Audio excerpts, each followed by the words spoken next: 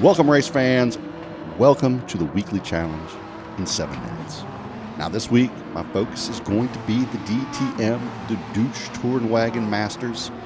But I did throw in the rest of the races in here just quickly so you can get a good look at them if you were just interested in what was out there. And sorry it's late. I was having some audio issues. Got it straightened out. Got my tune figured out for my BMW. And I'm ready to pass it all along to you. So stick around. Check it out. All right, challenge number 1 this week is the Sunday Cup Classic. It is a PP350 race at the historic Goodwood. This is the tune I put on my Mini Cooper, which, if you ask me, is perfect for this race. Maybe not perfect for the Mini Cooper on other tracks, but as far as making this a challenging race, I think I pretty much nailed it. Now, at first, I was like, maybe this tune is a little too much for this race. Maybe I over-tuned the Mini a little bit as I was just blowing right on by everybody. But then as the laps progressed, I realized I wasn't really catching P1 and P2. In fact, here I am on the last 3 corners of lap 2. Got to carry the momentum around here to get past the Alfa Romeo. Can I squeeze it by before the final chicane? Just do. But then got to put away P1. Carry just enough speed to get by him before the finish line and give myself enough gap to do the looky-loo, the spinnerooski. That's right. Well, I didn't make it quite all the way around because he hit me. But, hey, took first place. I think I got 5,000 credits for this one. Yeah, there we go. 5,000 credits. Got the ticket. Forgot to get the video of it. Had a lot going on. So let's move on to challenge number 2, the American FR Challenge 550. Going to need a PP 550 car. I decided to go with good old-fashioned Camaro SS, just a regular old Camaro SS like you'd find on the highways and byways here in North America. And I was glad I did. It was a good car. Not a very playful car. The Camaro SS can bite you in the rear if you get a little too crazy with it. Now, I was on sports hard tires, which made it a little bit slippery.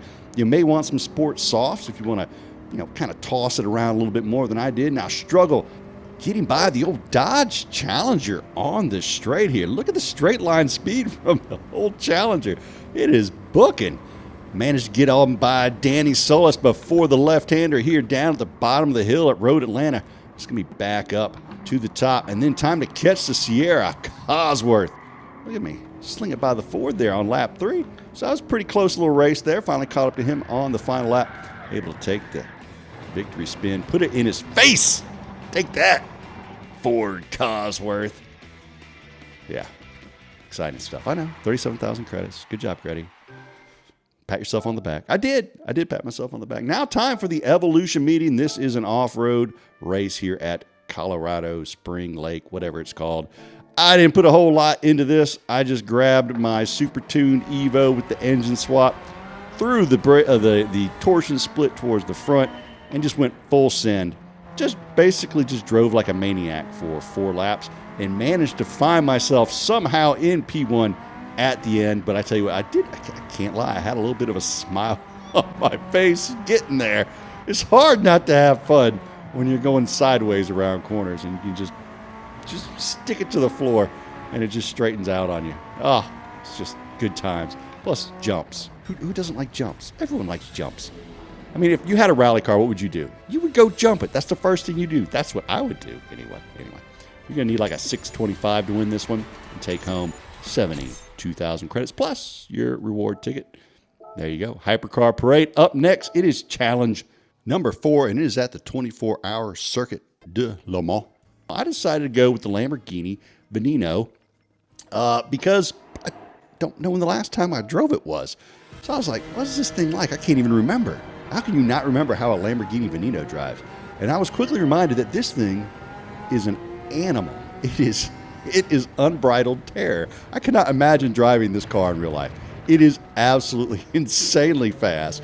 Just look, if you take this car in this race, just ease it around the corner and then floor it, and you will just catch everybody. Look at this, 170, 6th gear, 190. It's not slowing down. Look, it's still just screaming towards 200 miles an hour.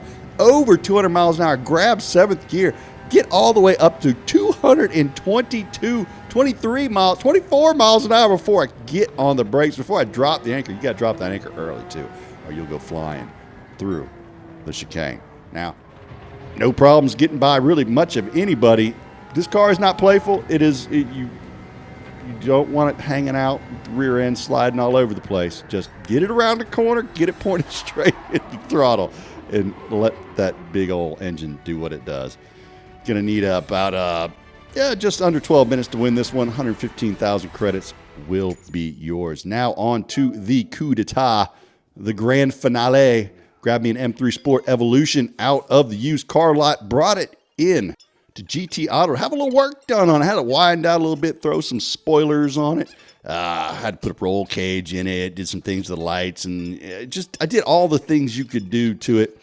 And it was a little bit silly. I mean, I should just widen the car and then came back out and got my livery for it, because then it changed everything I put on it. So I then went over to the tuning shop and grabbed all the good parts, every single one you could buy. This build ended up costing me about 600,000 credits, but I think it was worth every bit of it, because I had way more fun in this car than I've had in many of the more expensive ones I have driven.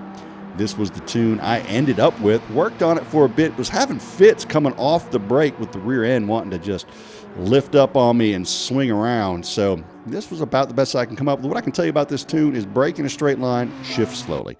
Downshift slowly. If you try to downshift too quick, it's going to flip ends on you. So just downshift slowly if you use this tune, and it should work out pretty well for you. Now I'm going to show you the braking points here, so that if you do go with this car, you'll know when to brake. 120 meters for turn 1 on lap 1. That'll set you up nicely for the opening chicane here at Monza. Next brake marker, about 160 meters to 150 meters, depending on how much speed you are carrying. 150 is about the limit of where you want to drop the anchor. Then at the 50 board, turn it in, keep it tight, get on the throttle, try to get a good exit here. Don't get too crazy with it. Now brake right around the 50 meter board here. Again, try to avoid this curbing on the right with this tune. I had to stiffen up the front end to keep it from getting crazy under braking. So it didn't like the curbs a whole lot. I wanted to soften it up, but I couldn't, because every time I soften it up, it would do wonky things under braking. So I had to compromise just a bit. Braking here just before the 150 board, right about the 150 board, and ease it into that corner. These curbs weren't too hard on the BMW.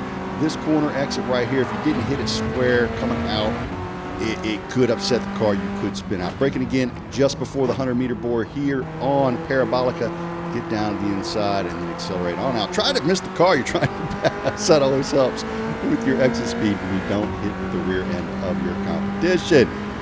So get on by the BMWs regardless of that. Now for the braking zone on lap 2, you're going to hit it right before that line, about the 175 meter mark, right there in the dead middle of 150 and 200. And that will set you up nicely for the chicane. Then be tough with the AI. Don't let it push you around. Let it know you are boss, because I'm going to tell you what, I got taken out so many times in this race. I would pass somebody like right here, and I'd just be tooling along straight. And, look at this arrow, he'd be way behind you. You'd slam on the brakes, and next thing you know, he is just dive bombing you right in your quarter panel. So I was very cautious, was watching these arrows closely, like right here.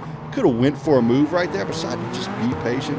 Just keep my eye on my radar and make sure that I get taken out. I was doing pretty good. My times were nice. You want to run around a 151, 152 lap time to be able to catch P1.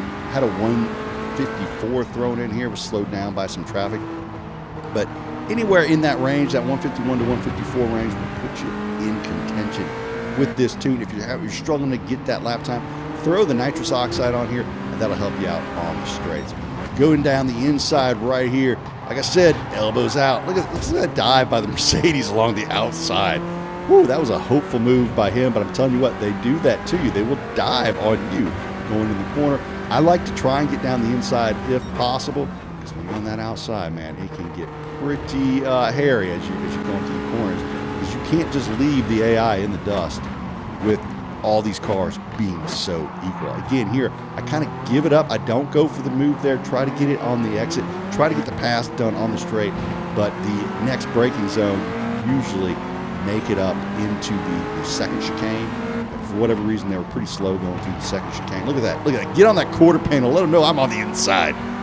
Take that position into P3 here on lap number 6. You think, well, Grady, look, you got this all wrapped up. You're in P3 on lap 6. Well, not really. I've got to get by this Cosworth. I'm telling you, that is no easy feat. The thing is pretty quick. Hard to get by it on the straight. As you can see, we're pretty much dead even going into the next braking zone. Finally catch up to the Alfa Romeo here. near the end of lap 7, trying to set him up coming out of Cassio's triangle. And I had been here before and hit that curb and spun out and I just wanted to cry. It's like, after I'd been taken out by AI like 3 times in a row. It was like my 4th attempt. Well, this is like my 5th or 6th attempt. I can't even remember. But go down the inside here right before Parabolica, make it stick. Now I'm like, oh man, that Alfa Romeo is pretty quick. A little worried about him making a comeback on me. But Alfa Romeo didn't have enough for Go Gretty in the BMW. Take the victory spin here at Monza in the DTM. Best event that they put together in these special events. I've enjoyed every one that they've done. I've raced them in all 4 cars, the main cars you see in the race. And man, I'll tell you what, I've had fun in each of them. Hope you liked the video. If you did, please hit the like and or subscribe. Come back and check out some more. For myself, Go Gretty, I hope you have a splendid holiday season, a happy new year, and a very Merry Christmas.